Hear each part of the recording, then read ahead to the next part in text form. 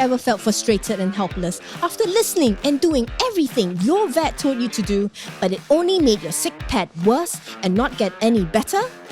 That's me in 2008 with my first adopted cat, Meow. I did everything the vet told me to do, and I realized she wasn't getting any better and only worse. So I decided to look into alternative health options and was drawn to the stories of holistic pet service entrepreneurs and their transformative journey, overcoming obstacles, chasing their passion, and creating a movement that has caused a ripple effect of positive change in the lives of their clients and pets around the world. Join me as I share the raw, inspiring journeys of these amazing entrepreneurs, their successes and failures. My name is Amrys Wang, and this is The Raw Entrepreneur.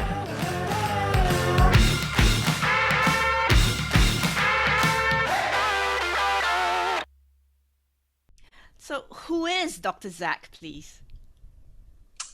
Yeah, so essentially right now I'm in a bit of a transition period from, kind of getting situated in the veterinary field to finding a real place in a lot of different areas that are a bit on the forefront of innovation or less pursued at the moment right now, but are gaining, I think, traction. And that's kind of why I see the use and the validation to kind of pursue those areas. And so, so essentially to catch up to where I'm at right now, I graduated just like any other vet, kind of a Western medicine trained on in the classical pattern and path. So initially I was interested in going through the path of neurology and doing neurosurgery. Was where my initial thoughts were, where I thought I was going to go, but found out over a collection of events and experiences that was not really where I was meant to be most, or at least found the most passion through. Even though I love that aspect still, I felt like I wanted to be part of more of an eclectic aspect of the industry and be on different areas of the forefront. So I started to get right after that period, very interested in, and actually in that, path, started to get some interest in a couple of areas of where I kind of put most of my time right now. Specifically, in one aspect is the holistic / integrative health movement. On this side, because as we know in the human space, there's been a small but accelerating movement that has gone through some elements of maturation over the last few years to decades of the understanding that medicine that was practiced maybe a century or ago isn't completely FUBAR or not supposed to be followed.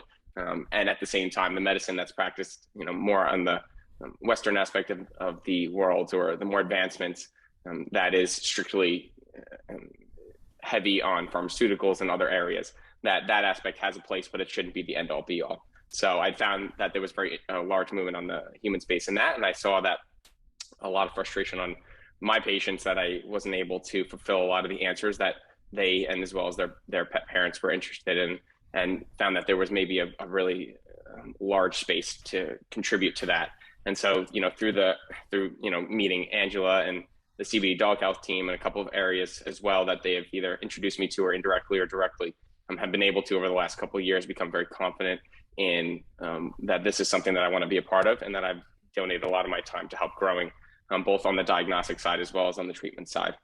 My first love in that area also was obviously cannabis and CBD for pets, because I myself, I was never a huge user, both medicinally or recreationally growing up, but I found such a large potential in this plant once I did my own research on the side of finding out just how much potential it had. And then at the same time, with this huge movement on the pet side, on the pet parent side, of being interested in utilizing it as it's become more mainstream in society, that this plant was hugely impactful in so many different lives, and that I wanted to help bring that to the pet side as well, in a way that was controlled, that also had safety regulations and surveillance on board. So that's kind of been my focus and my purpose in the integrative health side so far. And there's a lot of plans in the future coming up in terms of how we're going to expand that, and how I can do it individually as well as with the small collection of friends and partners that I've been able to generate. So did you always wanted to be a vet? It's a good question. I always had it as like my top 2 or 3 differentials or different possibilities of what I would pursue.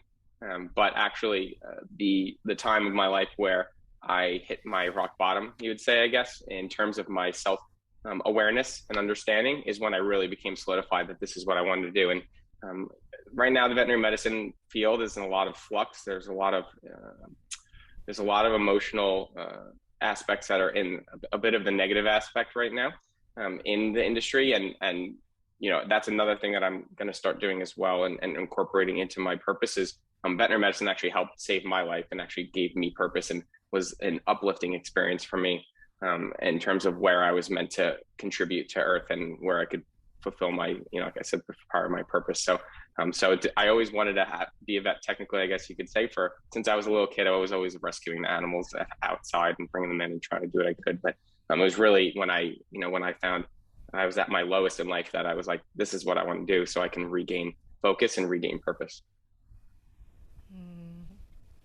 It's thank you for sharing that, because not many people, especially like I think professionals, they are even willing to say that when they hit rock bottom, that's when a light bulb moment came. So you wanted to become a vet, and as you were studying to be a vet, when did you decide that you wanted to become a more integrative vet? Because there is difference there. Yeah, absolutely. Yeah. The first thing to note is that most of the things that I talk about right now with both colleagues as well as pet parents, you're not taught in vet school at all. And in fact, a lot of the things you're taught of as being toxic or dangerous to the health and wellness of animals. So it's interesting that, in order to get to the point of maybe a more global understanding of a non-biased opinion of the available options that are on this planet in order to promote health and wellness for any animal, human or non-human, it takes a lot of training on the side as an individual and extracurricular interests. So as I graduated through vet school, I was taught classically just Western medicine, just what most doctors are taught nowadays, and what most doctors practice nowadays, just because that's what they're taught. I even I finished an internship program, which is one of the most competitive in the country as well, and again, it was mostly Western medicine focused, and that's okay. That's what they train in this day and age.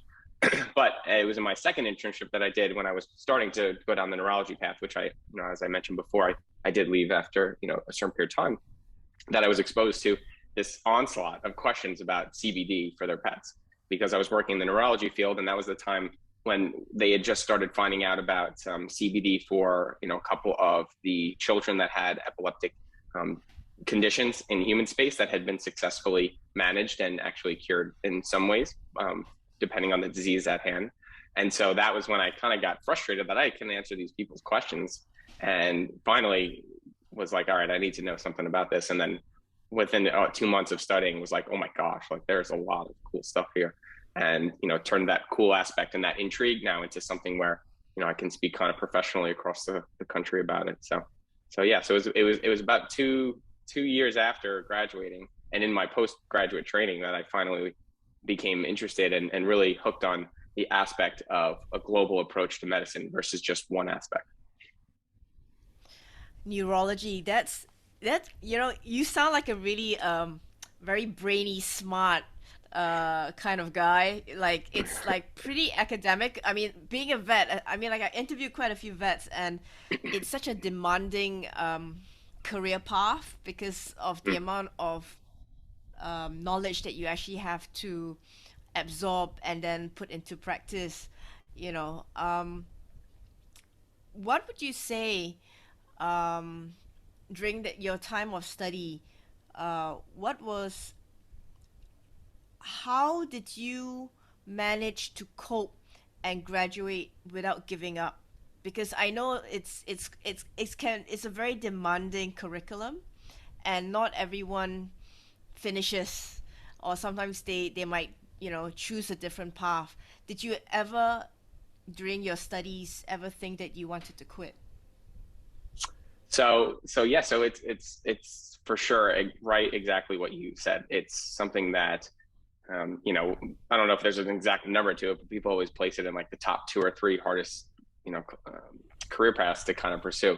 So it really is something that I think that a lot of people that are not veterinarians that haven't already gone through it, even pre-vet students, you know, they talk about it as if it's this whimsical thing that, you know, oh yeah, it's going to be really hard. And once you're about 2 years into it, then you realize that, you know, this is the turning point where you're like, you know, do I keep going, or, you know, do I kind of give in to this? This is tough. So to answer your question though, is directly, I actually never kind of had the giving up thought, for the fact of what I mentioned prior, where the vet school was kind of like this sign from the universe to me that I was like, this is what I want to do. I had, you know, kind of lost faith in humans for a while, which led me to my rock bottom. So I was like, you know, these creatures are the ones on this planet that I feel I'm supposed to be, you know, mutually connected with. And they had never judged me as an individual. And, you know, I'd gone through a lot of judgment as a younger person. And so I was like, you know, these individuals have no voice. All they've done is shown a love and compassion and care. And, you know, especially to sometimes people that don't deserve it. Like, you know, this is something that I know I can contribute to, and I really would love doing that. Not to say though, you know, there's a slight difference between, you know, wanting to quit and saying, oh my gosh, like I'm overwhelmed, and where there are periods where it's overwhelming. Absolutely.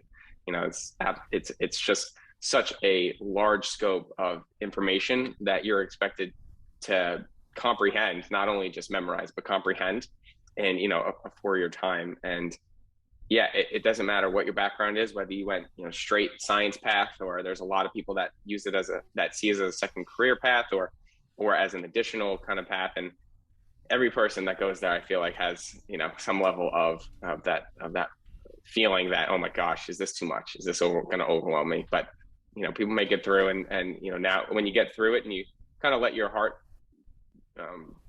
show you the path, is that this is going to be worth it in the end. I think that it, you know, that it makes it a bit easier to decide to keep going on at the end of the day. You know, you're now considered one of the CBD specialists when in the vet space. You know, as the CBD man to go and ask a lot of questions. What was there a particular moment in time where, of all the fields that you were, you know, exposed to, why in particular CBD? Yeah, so honestly, you know, now retrospectively, kind of looking back, I probably would have still chose it anyway, because I think that the cannabis plant itself is just truly magnificent in what nature has done in this almost coincidental yet convergent evolution kind of thing, where, you know, there's the ability for this plant with the hundreds to thousands of molecules that it creates to use for one purpose inside of its entity, that a lot of those, if not, you know, hundreds, can overlap on ours and as animals and benefit it rather than harm it. I think that that retrospectively is what makes me driven to contribute to this every single day in an educational form, you know, in an educational pursuance first, and then an applicatory pursuance second. But in the beginning, like I said, it was really this frustration that I couldn't answer these pet parents' questions when they were coming to me and asking these questions about CBD and all these buzzwords that existed out there. And yeah, I'm you know, I'm just a weird life learner kind of person, so I really never sit there and, you know, if I can find the answer to it, I will go down the rabbit hole and try to find it. So especially if it's science related, you know, if it's about poetry, I'm not going to go there, you know, but if it's science related, you know, I have to sit there and I have to find the answer, because if it exists, because it's just, you know, it's just who I am. And, you know, like I said, once I found out the couple of the, you know, kind of the early aspects of that path towards understanding really what cannabis and CBD was, then I was hooked, and I was like, geez, I really want to know more about this. And then I understood that really no one was putting as much effort into this outside of academia that I could see, that was trying to find answers for the pet parent community. And so obviously in medicine, you have a combination of your academia and your combination of your kind of, you know, field clinicians that are kind of doing the work together to help make something happen regardless of what it is. And so, there was some academic interest by some really big names that were doing some great work, but there wasn't really as many veterinarians that I could see that were focusing for the pet parent voice and helping to provide guidance and education from a medical background. In addition to some of the people that had really done the work on themselves. And, so Angela, as we mentioned before, the reason why after several years I decided to kind of work with her and her team and partner up, especially for education aspects, was because they had done the work similar to I had done before going out and trying to impart guidance and advice. And I thought that was very admirable that, this woman who didn't have a medical background went through years of going to school and educating herself and then her team about the proper ways to kind of utilize it. And in addition to using it on her rescue farm, which she's helped to make a lot of pets happier and healthier with the time they had left on this earth. So yeah, it's the balance of, getting to where I'm at now is really just, the plant is magnificently amazing. And we still know so little about it and what it can do. But I think it's just a beautiful plant on this earth. So what was your, as a vet, when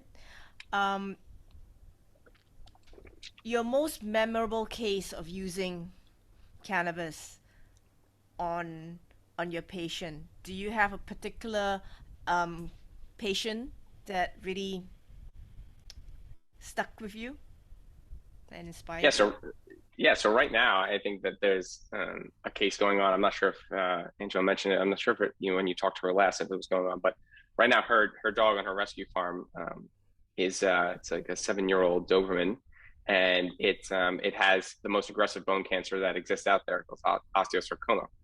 And right now, that dog is literally just getting a whole food raw diet combined with cannabis, combined with some adaptogenic mushrooms as the sole treatment focus for that cancer type. And that cancer usually, according to research, if you don't remove it surgically, those dogs live estimated about 5 months.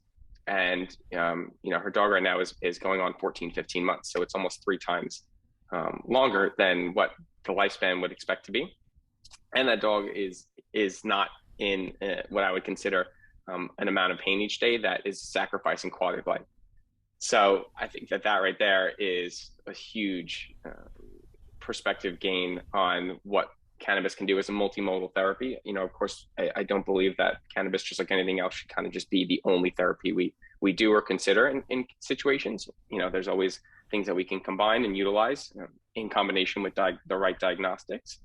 But that right there is just huge, because there's really no example of that in veterinary medicine right now. And I think that that's going to be something really great once it's kind of documented and published. That's amazing.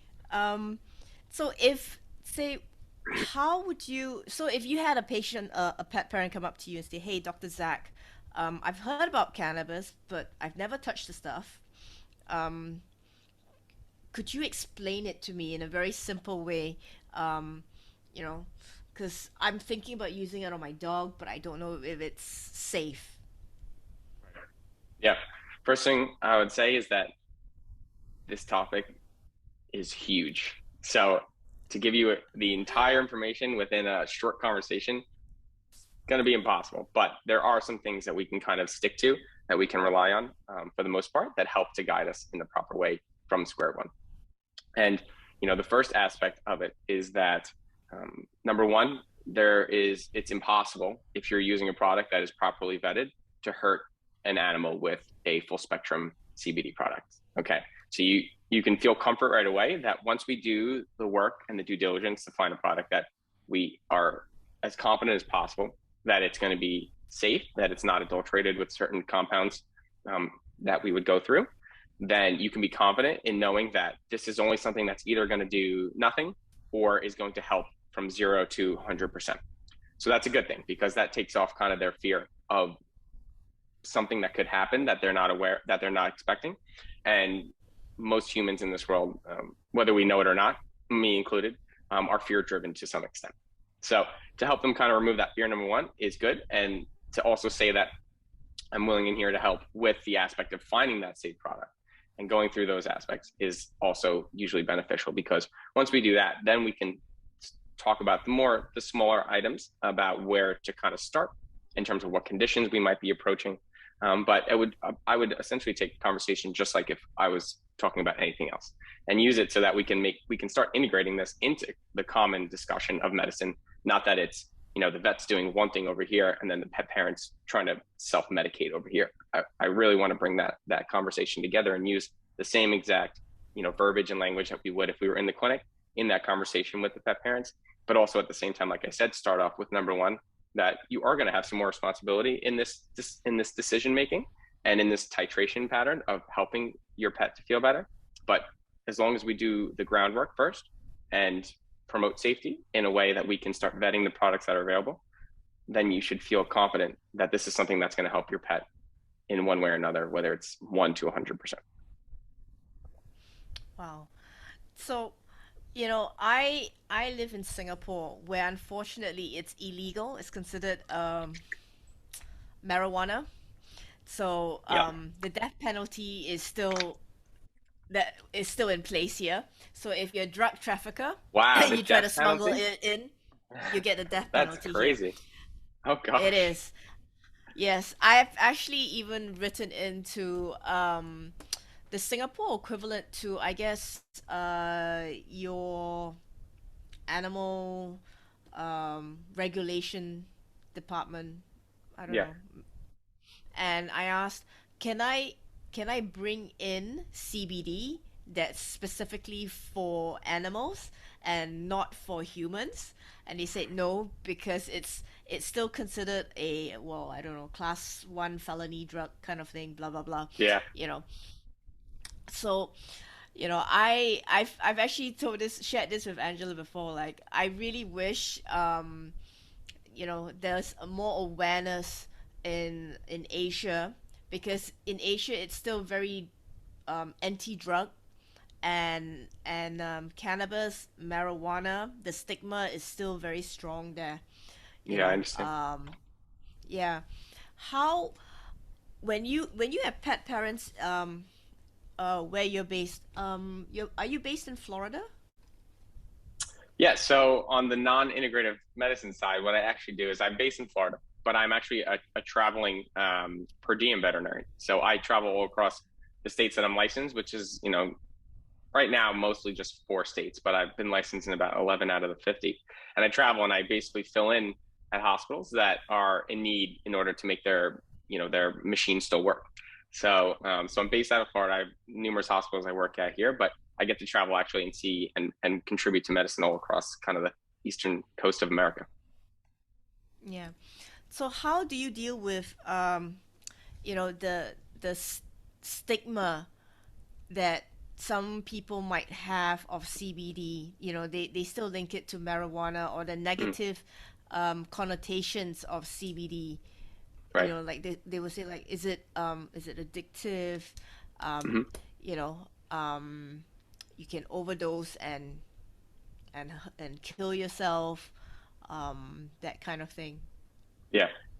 Yeah. So the beneficial qualities in which I've taken after, not just with cannabis or CBD, but after my enlightenment and awareness period of growth in life, is to remain calm and to remain confident in what you know, and be okay with saying at the time when you don't know that I just don't know.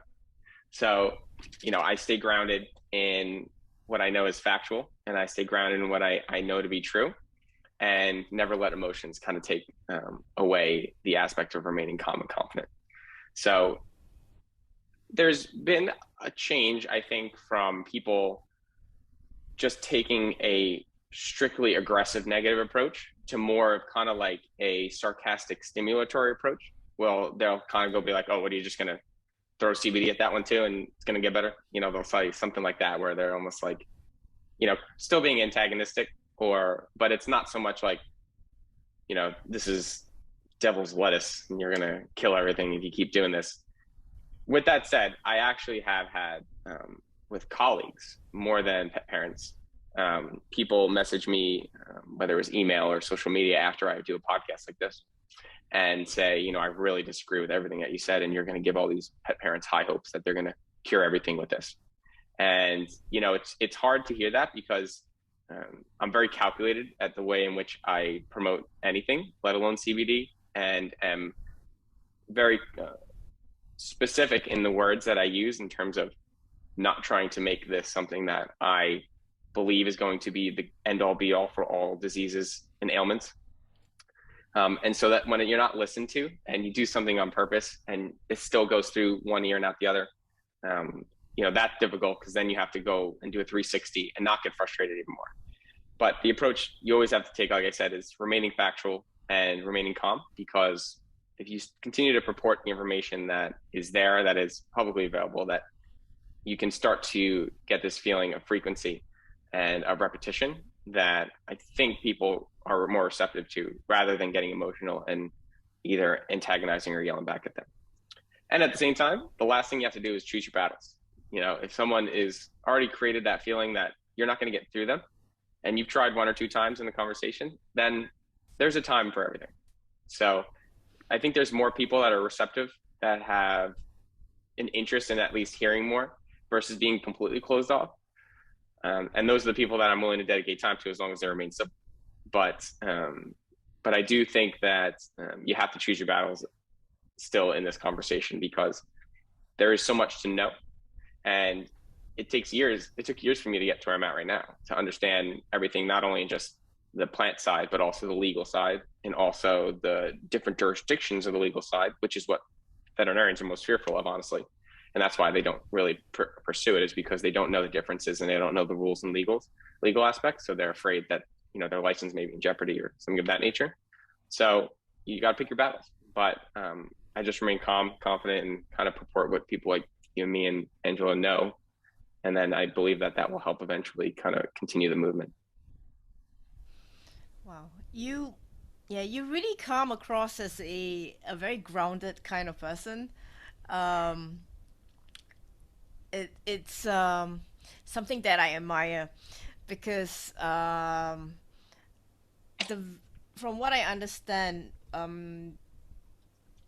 being a vet can be extremely overwhelming sometimes, because there's a lot of emotional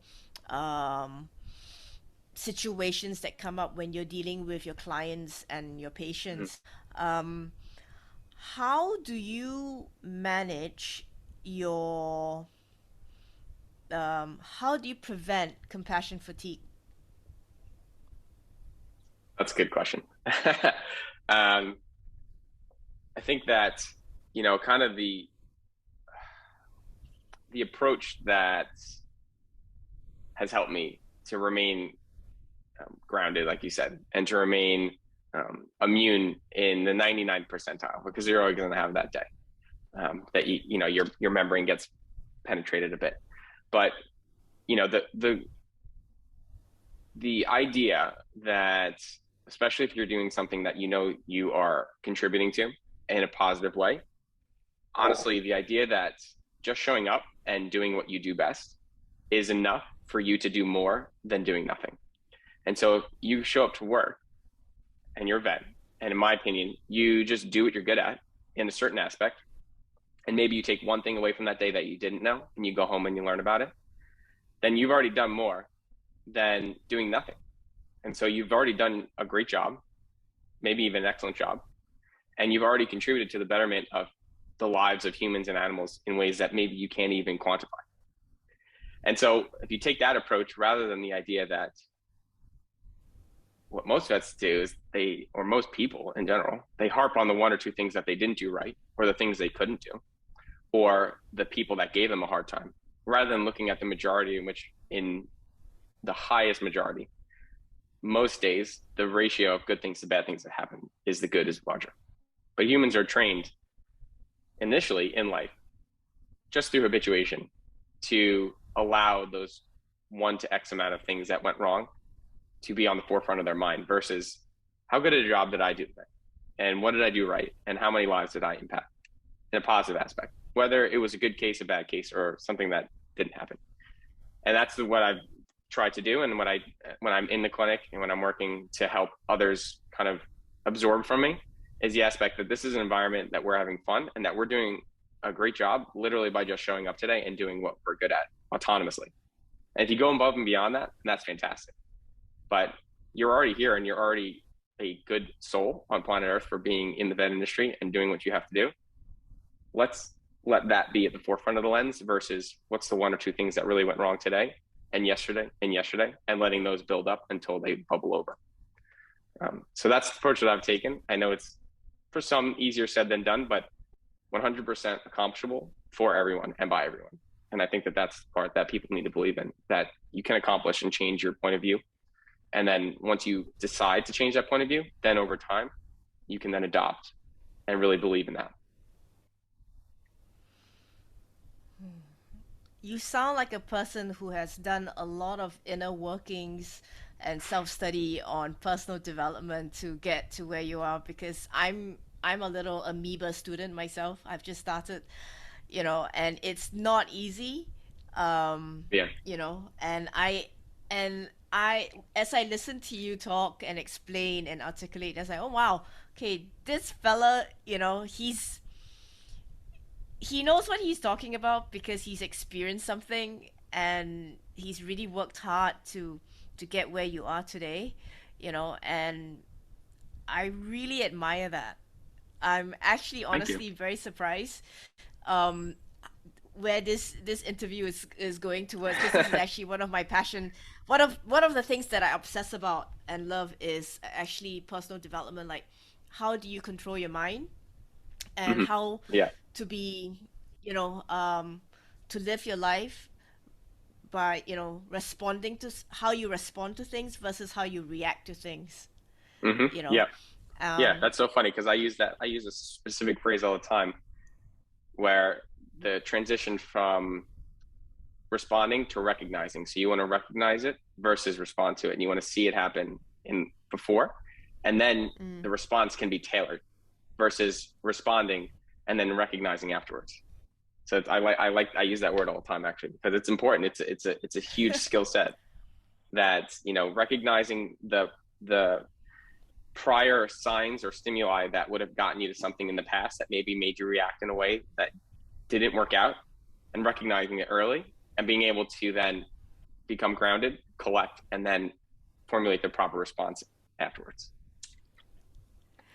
So what is, what's your daily routine like? I'm curious to know this because you've got some ninja skills that you've developed over years. So I would actually like to learn some from you. Yeah, I mean, I got to say I'm pretty different than a lot of people that go through this process of life, of the mindful maturation. They have, every person has a different way of then finding peace, peace and fulfillment, essentially, peace with themselves and fulfillment with the world around them. And, for me, at least, I lived, much like a lot of vets, I was a very type A, high intensity individual, for many, many years, and, very competitive, mostly with myself. And then, trying to live up to expectations that I either were given or thought I had to fulfill. And so, I've lived a life where I was always 100% going.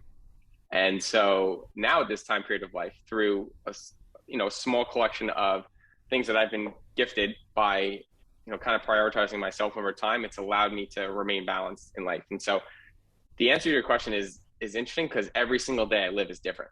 So I actually, I started off with a routine that I needed in order for me to remain focused on the task at hand, which was acquiring peace and fulfillment.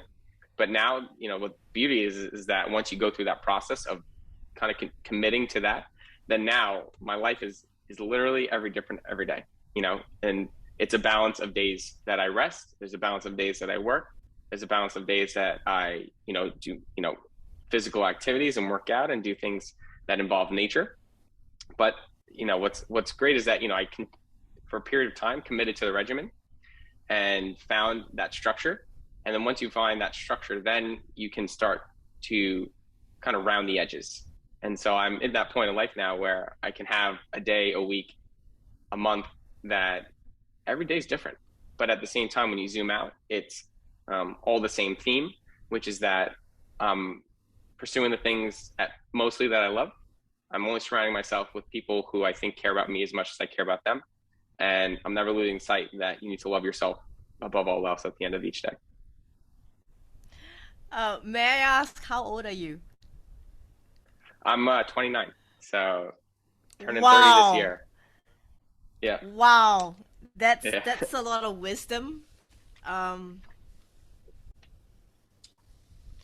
you must have gone through a lot in a very short intensive period for you to actually come round. Because I I kind of get how you feel, because I used to live my life in a certain way, and I Mm, disrespected my body, and I mm, didn't think very deeply about life, or I avoided a lot of things. And then I got sick because I was just one of those workaholics, and I would just smoke a lot, drink a lot, and be on my computer a lot. And then yeah. I suddenly, my body just decided, like, enough is enough. It literally broke down. So Yeah. it took me many many years to actually figure out how to get out of my funk, you know, and Yeah. and Totally to understand. crawl out to crawl out of it took a lot of effort and Hmm. um, I would say grit, in a way, to Yeah. implement a certain routine, especially you're talking about in the beginning, to just get that peace of mind, get Hmm. that environment of calmness, or safety, Right. where you Yeah. can sort of heal, you know. So I'm really really impressed that you know you're not yet 30, but you come across as a man who's extremely focused, and you know your purpose. Your purpose seems to be very clear, and you have a certain code that you live by every day, that Hmm. guides you in your decisions of what you make every day, as and when things happen around you. You sort of yeah, you have an internal code, SOP as they call it, a guidebook Yeah. to guide you in how you should respond to different situations, and that's really cool. Really really cool. I'm impressed, and Thank you. I I appreciate respect that. you. I respect you. I respect you. Thank you. I really Uh, appreciate that. Yeah. It's good to talk to someone that kind of understands, because it's an intangible conversation in a way, to know what this means and what this feels like. So it's mm, intangible, but it's something you can feel from within. So it's good to have someone that kind of understands the yeah, value of the process, and yeah.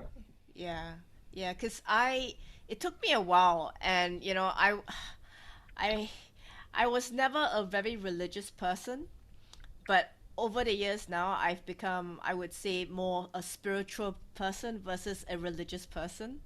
yeah. You know, and I've actually realized the benefit of meditation, and I never thought, like 10 years ago, I would say that.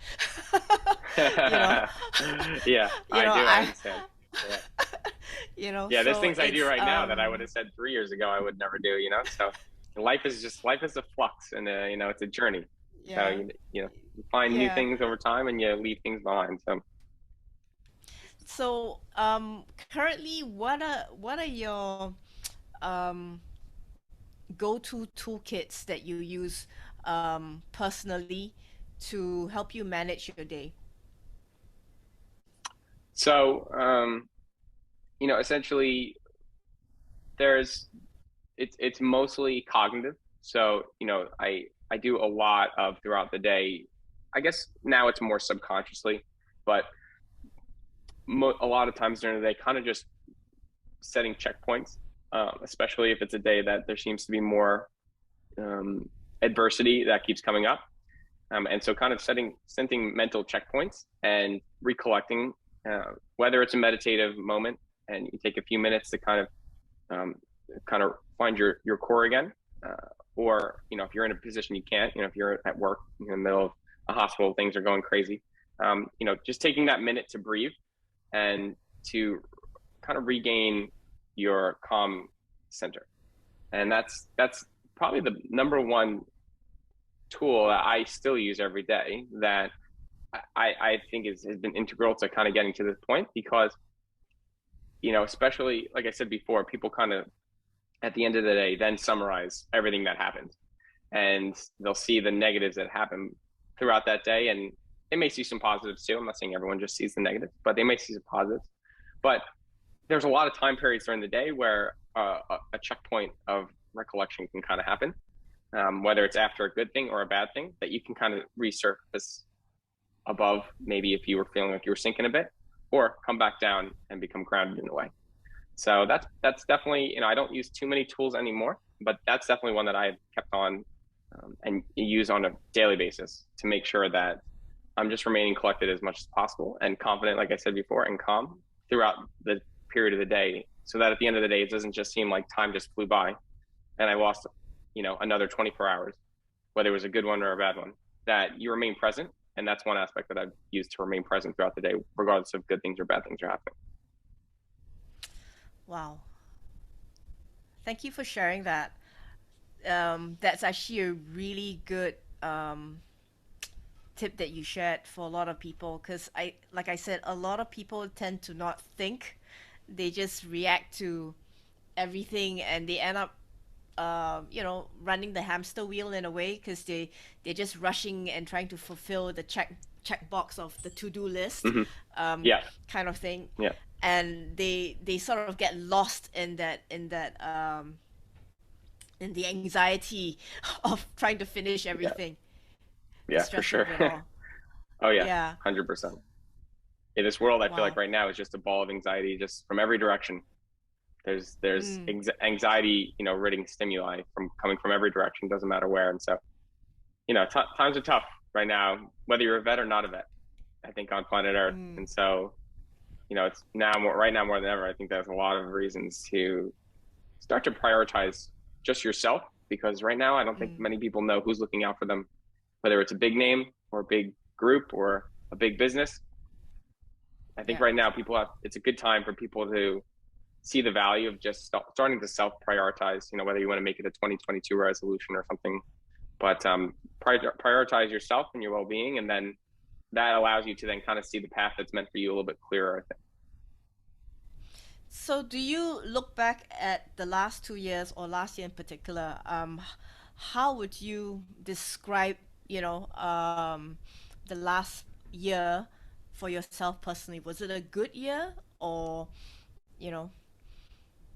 Yeah, there's such a balance all the time. And again, it's kind of seeing what's going to be at the forefront of the mind versus what you're going to almost like contribute to the process of, the adversity process.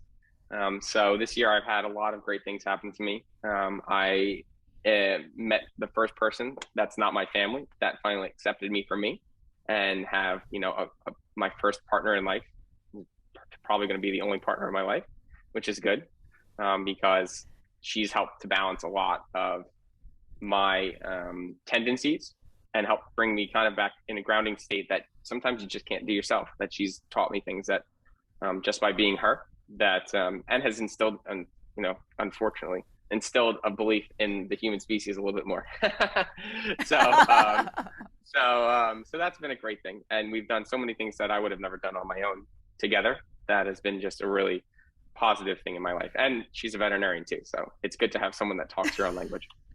So that's been great. And I have 2 business partners that have believed in me and that have helped me continue to grow ideas that I've had that I wouldn't be able to do on my own, because of restrictions in my limitations, whether they're financial or connections or whatever. So those have been the great things that I've been able to continue to kind of expand my visions and my interest of where I can make greater impact on planet Earth.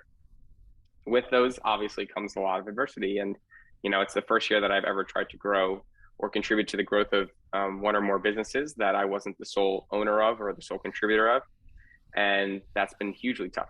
because I can know and predict my patterns and, my speed of things that are done or need to get done. And to rely on others and give responsibility to others is something that I've never had success with ever in my life. And so, but I know that if I want to get from point A to point C, that point B is starting to find the right people to share responsibility with. And so that's been something that's been very hard this year for me. And like I said, in the business aspects of what I've tried to do, growing the integrative holistic side, as well as growing a couple other little projects that I've done. It's been very tough. And there's been days where I have lost a lot of passion or a lot of drive to continue with it, and have felt that almost giving up feeling, but recollected, and then the next day allowed facts to kind of take over again, and allowed me to see that this is just the process. It can take some time. So yeah, it's always about the lens you're looking through. It's all about, what are you going to see the positives, or are you going to see the negatives at the forefront? There's always going to be both. Wow, it sounds like a beautiful past year you've had with all the, adversities, but it sounds like a really wonderful year of development for you. And to find a partner, I mean, like, congratulations. I'm very sincerely happy for you, because I Thank you. think for you, for anyone to find someone that they can connect with, and, I think that's really awesome. So moving to 2022, what are your aspirations or goals moving forward? Yeah. So my goals for 2022, the first one is to be able to take what I've learned and experiences over the last 3 years, and go from kind of the contributor aspect to a leader in and a motivator through action. And so through these projects that I've been doing, I talk and I speak a lot. And now the goal is to start generating teams that can be beside me, and build this pyramid of people that believe in kind of the same virtues that I have in the aspects that I have passion for, and grow that in a way that the team remains small, and close knit, but to then be able to take from the position where I'm at right now, which is kind of this interspersed contributor in ways, whether it's a speaker at an event, or a vet that goes into someone else's hospital, and start generating kind of these pods of where I can kind of start to influence from the top down. And so that includes starting an integrative veterinary clinic that I've been one of the adversities of 2021 of building out and developing and planning, to get that finished, and to have a clinic for myself that I can, like I said, build a team that we're going to work synchronously to do a certain type of medicine, which is on the forefront. The second is I have been working on generating a business of what I do right now as an individual, which is this traveling veterinary aspect, which has been supremely liberating and fulfilling for me, with a lot of vets frustrated in their current situation right now, to give them a platform that the vets are going to be prioritized first, because I feel like vets right now seem as if they're not prioritized, and they want to be in a way that they want to be seen as these empaths that are also smart, and a lot of them feel as if they're kind of just there to make metrics happen. So to give them a platform that they can feel this comfort, and almost like this protective cloud that we're going to advocate for them, and then vets are already good at advocating for pets, that we can kind of shift the focus of emotional state. And then the third, obviously, why you and I met today is to help grow, in a much more leadership aspect, whether it's through media platforms, or through integration through the clinic, to grow the idea and the belief in cannabis and CBD as a multimodal therapy, and continue to grow the aspect of being a leader in there.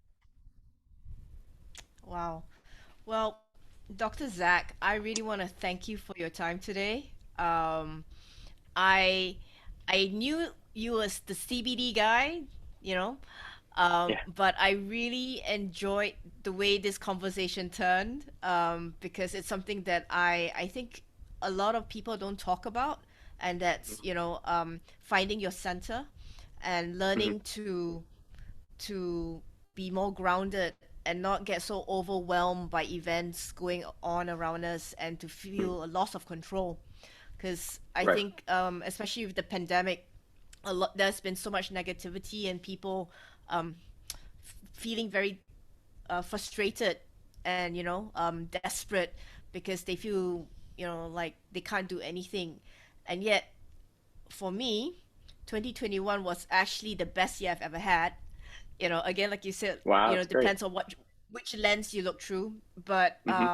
in terms of my personal growth, I have to say that I've moved quite a fair bit far along, and I feel very blessed and grateful to have been able to um, get my podcast going and talking to people like Yeah. Angela and you, because I always feel that there's always something to learn every day, and today I have learned a lot. um not just about CBD, but actually more about the person that you are, the man that you are. And I have to say I'm actually really surprised, pleasantly surprised to have Yeah. had this opportunity to speak to you, because I think you know you are a very ethical person. You have a code that you live by, and I'm actually very excited to see, where your path will lead you in life, because I think you're going to do a lot of great things. So thank you on behalf of all pet parents around the world. Yeah. Thank you very much for all that you do. Yeah, absolutely. I really actually I can't agree more. I concur with everything. I thought it was a wonderful conversation. I hadn't, you never know, like I said before, where you're going to be starting at point A. You know that there's a goal at some point, but I thought it was great. I really enjoyed being on here, and I appreciate everything you said.